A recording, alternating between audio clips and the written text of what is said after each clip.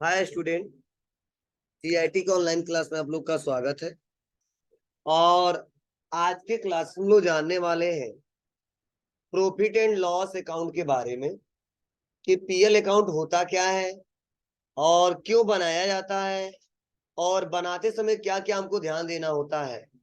वो आज के क्लासेस में एक एक करके स्टेप बाय स्टेप सीखेंगे और जानेंगे। तो चलिए हम लोग इसको स्टार्ट करते हैं और एक एक करके समझते हैं और जानते हैं। तो मैंने आपको पहले कल बताया क्या था, थोड़ा उसके बारे में थोड़ा चर्चा कर ले जिससे आपको क्लियर हो सके कि आज बना रहे हैं तो आज निकलेगा क्या और क्यों बना रहे हैं। तो ध्यान देना आप लोग, कल हमने जो आपको पढ़ाया था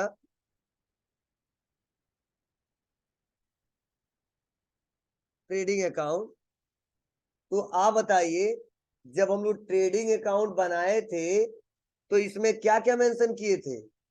ओपनिंग स्टॉक बोलो, और बेचने के बाद कितना बचा है क्लोजिंग स्टॉक बोलिए। परचेज कितना किया और वापस कितना हो गया, सेल कितना किया वापस कितना हो गया, ठीक है। और जितने डायरेक्ट एक्सपेंस होते हैं वो ट्रेडिंग अकाउंट में रखते हैं। और सब करने के बाद से हमने बताया था या तो हमारा जीपी निकल के आएगा या तो हमारा जीएल निकल के आएगा, मीन्स ग्रॉस प्रॉफिट या ग्रॉस लॉस, पता है ना आपको। चलिए, अब जाहिर सी बात है दोनों में से कोई एक ही आएगा। ऐसा तो है नहीं कि ग्रॉस प्रॉफिट भी आ गया और उसी साल में ग्रॉस लॉस भी आ गया। बोलो संभव है क्या? नहीं है। मतलब या तो ग्रॉस प्रॉफिट ही आएगा उस क्वेश्चन के हिसाब से या तो ग्रॉस लॉस ही आएगा उस क्वेश्चन के हिसाब से, ठीक है। अब जो भी क्वेश्चन है, अब हमारे फाइनेंशियल ईयर में जो भी ट्रांजेक्शन हमने किया है, तो जो ग्रॉस प्रॉफिट होता है या जो ग्रॉस लॉस होता है इसको हम लोग लाते हैं किसमें, पीएल अकाउंट में, means profit and loss account में। मतलब जो पीएल अकाउंट है ना, यह क्या होता है, जब तक ट्रेडिंग अकाउंट नहीं बना रहेगा तब तक हम पीएल अकाउंट नहीं बना सकते, प्रॉफिट एंड लॉस का अकाउंट नहीं बना सकते। क्लियर है सबको?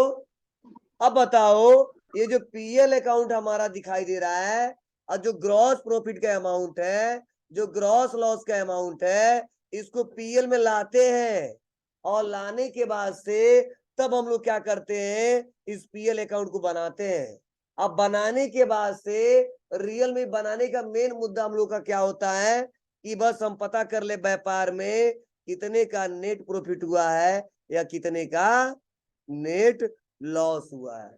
मतलब ध्यान देना, मतलब या तो नेट प्रॉफिट निकल के आएगा या तो नेट लॉस निकल के आएगा।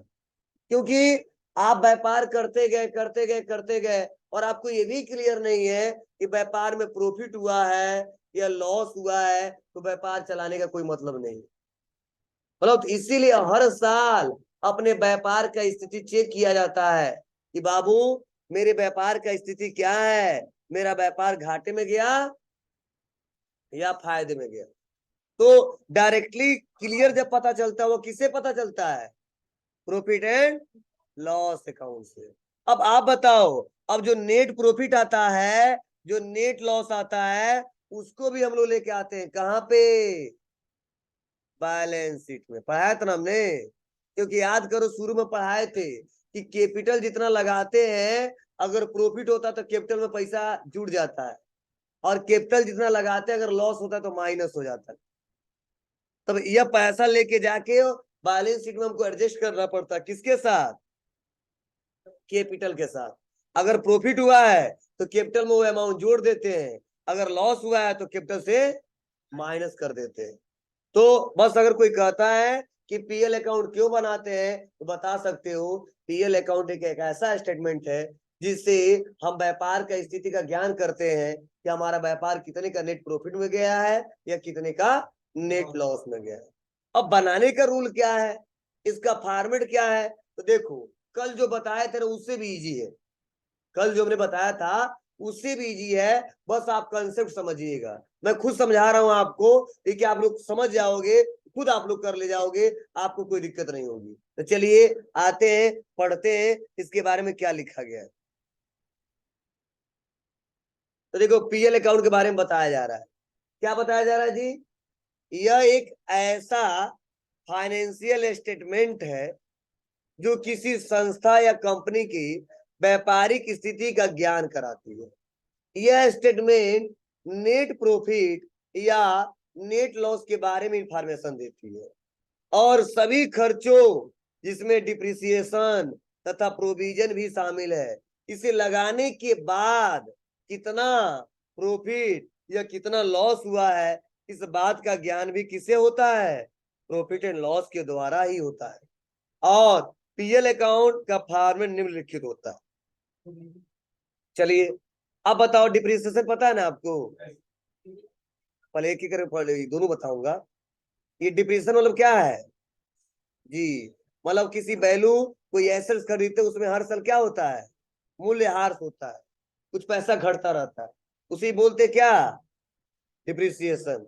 प्रोविजन का मतलब एक प्राविधान है, एक रूल है जो व्यापार में हमेशा आता रहता है। समझे ना? क्या है? व्यापार में हमेशा क्या होता है? आता रहता है। आपको सर क्या है? तो डिप्रिसिएशन भी एक प्रकार का क्या है? प्रोविजन है। समझे ना?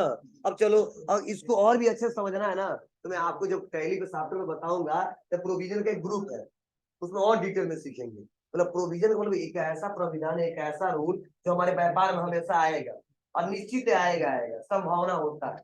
जैसे फॉर एग्जाम्पल मैं बता दे रहा हूँ आपको, जो बड़ी बड़ी कंपनियां होती है, ठीक है, तो होता क्या है, वहां पे जो भी बड़ी बड़ी कंपनियां होती है, तो कुछ ऐसे लोग होते हैं जो अगर उस कंपनी में 5 साल से ज्यादा रह चुके हैं, तो हर साल उसको ग्रेजुएटी प्रोविजन दिया जाता है। मतलब क्या है? रिवार्ड दिया जाता है। एक प्रोविजन है कि जो उस कंपनी में 4 साल रह गया लगातार कंटिन्यू, उसके बाद से वो क्या करेगा? हर साल या 2 साल 3 साल पर रिवार्ड देता है। तो एक होता है ग्रेजुएटी प्रोविजन, मुझे ना, तो ऐसे से कई सारे प्रोविजन है। ये डिप्रिसिएशन में एक प्रकार क्या है? एक प्रोविजन है, ये हर साल डिडक्ट होता रहता है। ठीक है, तो एक प्राविधान है, बहुत सारे नाम आते हैं। ठीक है, जैसे फॉर एग्जांपल प्रोविजन का मतलब यह है कि व्यापार में वो संभावना जो रियल हमको दिखता है आने वाला है।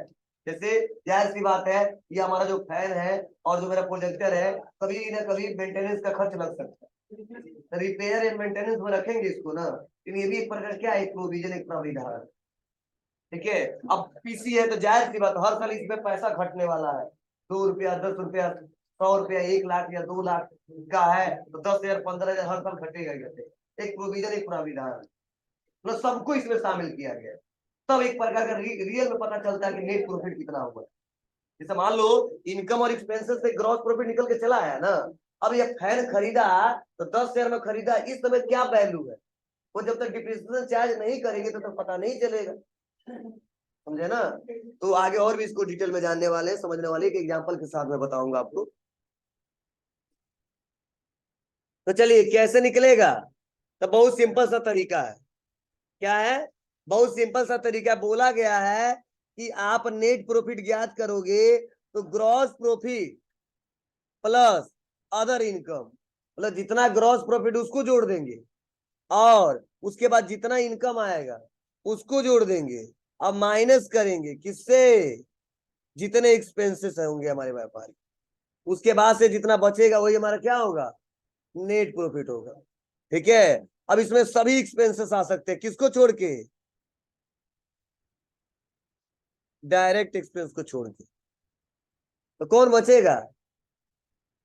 बोलो। अरे यार, डायरेक्ट एक्सपेंस छोड़ दिए तो कौन बचेगा?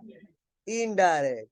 तो यही बताने की कोशिश कर रहा हूं कि जब ट्रेडिंग अकाउंट बनाते हैं उसमें केवल डायरेक्ट एक्सपेंसेस को रखा जाता है। आज जब हम लोग पीएल अकाउंट बनाते हैं तो उसमें इनडायरेक्ट एक्सपेंसेस को रखा जाता है। समझे? अब चलिए इसका फॉर्मेट क्या होता है इसको समझते हैं। बहुत सिंपल फॉर्मेट है, आप लोग समझ जाओगे तब ये क्वेश्चन कर ले जाओगे। चलिए पर छोटा है, बहुत बहुत इजी है। आपको तो कैसे इजी है बताऊंगा अभी। चलिए आप बनाओगे तो लिखोगे, profit and loss account for the year of ending, लिख लोगे। चलिए, अब बोला गया 4 कॉलम इसके लिए भी बनाना है आपको। एक क्या, पार्टिकुलर, दूसरा अमाउंट, पार्टिकुलर और उसके बाद अमाउंट। अब बोला गया कि जो ट्रेडिंग अकाउंट से निकाल रहे हैं हम लोग, तो जाहिर सी बात है या तो जीपी निकल के आएगा या तो जीएल। तो बोला गया अगर ग्रॉस लॉस आता है तो हम लोग लेफ्ट साइड में लिखेंगे टू ग्रॉस लॉस, और क्या करेंगे, उसका अमाउंट लिख देंगे। लेकिन अगर ग्रॉस प्रॉफिट आता है तो उसको लिखेंगे क्या, बाई ग्रॉस प्रॉफिट, और उसका पैसा यहाँ पे लिख देंगे। मतलब बनाते वक्त ही पहले ध्यान देना होगा उस क्वेश्चन के हिसाब से कि ग्रॉस प्रॉफिट है तो कहां लेके आएंगे, राइट साइड, मतलब इनकम साइड, समझे ना। और उसके बाद से अगर वो हमारा लॉस होता तो किस साइड आएंगे, लेफ्ट साइड, मतलब डेबिट साइड। अब कैसे निकालेंगे, तो बहुत सिंपल सा तरीका है, ये दोनों में से कोई एक ही होगा। ये तो जीएल हो गया तो जीपी होगा, बोलो, दोनों तो आ ही नहीं सकता है। अब यह लिखने के बाद आपके जितने एक्सपेंसेस होंगे, जैसे मान लो सैलरी दे रहे हैं उसको लिख देंगे क्वेश्चन में, सैलरी जितना है, रेंट का, ऑफिस लाइटिंग का, इंश्योरेंस का, प्रिंटिंग स्टेशनरी का, पोस्टेज का, इंटरेस्ट पेड का, मतलब समझ जाओ डायरेक्ट को छोड़ के जितने आपके एक्सपेंसेस आएंगे सबको किस साइड रखेंगे, लेफ्ट साइड, समझे। और उसके बाद से राइट साइड में क्या होंगे, सेल को छोड़ के, सेल जो हमने किया था वो भी तो इनकम है, सेल को छोड़ के उसको जितने आपके इनकम आते हैं सबको किस साइड रखेंगे, राइट साइड। जैसे रेंट रिसीव किया, कमीशन रिसीव किया, कैश डिस्काउंट अर्न किया, उसके बाद से बैड डेब्ट रिकवर्ड हो गया, जो डूबत राशि है फिर से मिल गया, या by income from any other source, मतलब सेल को छोड़ के जितने हमारे इनकम होते हैं व्यापार में सबको किस साइड रखेंगे हम लोग, क्या, राइट साइड। अब दोनों के बैलेंस को जोड़ेंगे, सिंपल है, इसमें बहुत ज्यादा परचेज के जैसा भी नहीं है। दोनों बैलेंस को जोड़ेंगे, मान लो इधर आ गया कितना, 2 लाख, और इधर कितना आया, 1.5 लाख, कितना आया, 1.5 लाख। तो आप बताओ क्या करोगे आप, बोलो, घटाओगे ना जी। आज जब घटाओगे तो कितना बचेगा, 50,000। और जो 50,000 बचेगा किधर लिखेंगे, टू नेट प्रॉफिट। तो 50 और 1.5 कितना हो जाएगा, 2 लाख, समझे। मान लो इधर आ गया 4 लाख और इधर है 2 लाख, तो कितना कम पड़ा, तो किधर जोड़ेंगे, बाई नेट लॉस, कितना, 2 लाख। हाँ लेकिन ध्यान रहे, चाहे प्रॉफिट हो और चाहे लॉस हो, कहाँ लेके जाएंगे बैलेंस को, बैलेंस शीट में। किसके साथ एडजस्ट करेंगे, तो देखो बताया जा रहा, net profit transfer to capital account, by net loss transfer to capital account. मतलब जो भी होगा, नेट प्रॉफिट होगा या नेट लॉस होगा, वो आपका निकल के आएगा ही आएगा, और उसको लेके जाना है कहां पे, बैलेंस शीट में।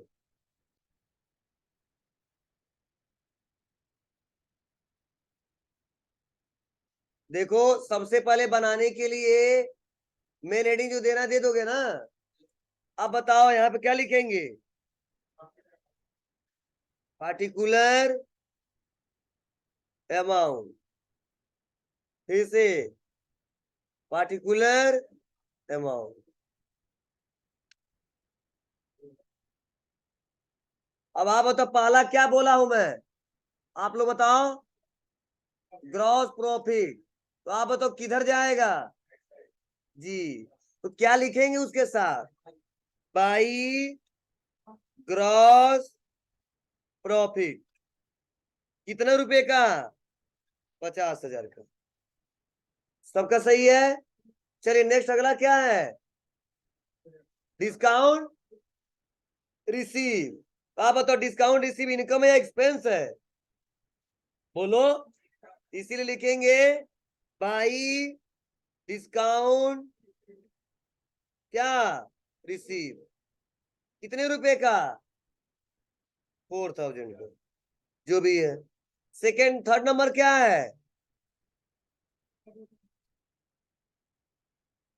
दो जी कॉपी दे दो मुझे।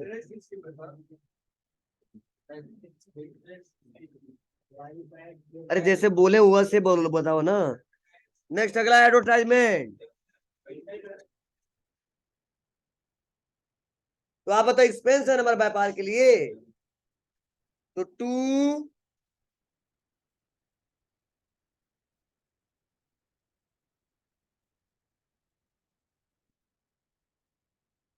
कितने का है, 2,000 रुपए का। उसके बाद से इलेक्ट्रिसिटी बिल, ये भी क्या है, खर्च है। कितने का,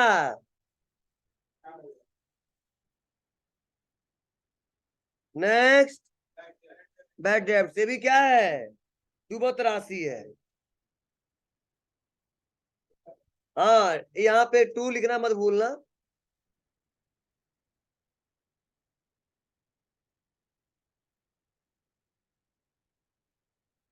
कितना जी,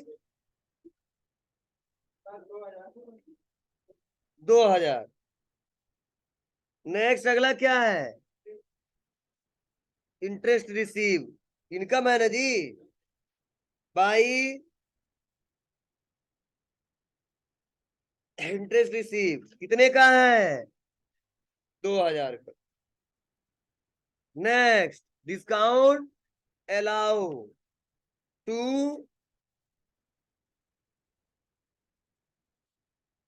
अलाउ, कितना, 1,000। उसके बाद से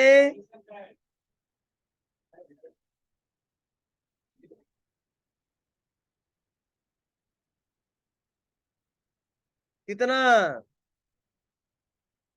2,000। डिस्काउंट अलाउ, अच्छा तुम लोग पहले छोड़वा के लिखवा दिए क्या तुम लोग। फिर अगला, अब कुछ बाकी है, इसके अलावा कितना इसका पैसा, 4,000। अब बताओ इधर जोड़ोगे तो कितना आएगा, 56 आ गया। अब बताओ इस पूरे को जोड़ोगे तो कितना आएगा, 15,000 आया ना। तो ये तो मैंने यहाँ पे लिखा इक्वल 56 माइनस कितना, तो 15 लगा देते हैं, कितना आया, 41,000। तो यहाँ पे जो लिखेंगे टू नेट प्रॉफिट, वो लिखेंगे कितना, 41,000।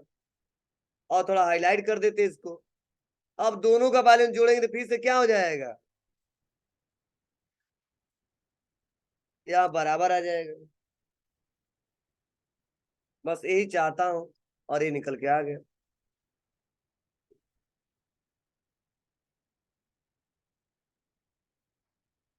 अब ये पैसा कहाँ जाएगा, कैपिटल में जुड़ जाएगा, बैलेंस शीट में। हाँ 41,000।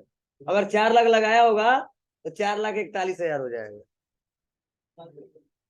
हाँ क्लियर है बाबू। तो बहुत ही सिंपल है, आप निकाल सकते हो, लगा सकते हो, कोई दिक्कत नहीं होगी। बस आपको पहचान